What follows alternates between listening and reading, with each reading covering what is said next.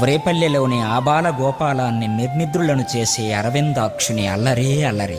ఆ అల్లరి ఓర్వలేని గోపకాంతలు బాలకృష్ణుని చేష్టలపై ఫిర్యాదు చేశారిలా.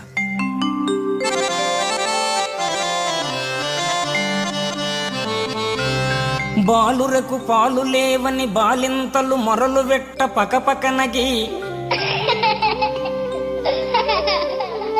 ఈ బాలుండాలము సేయుచునాలకు క్రేపులను విడిచెనంభోజాక్షి.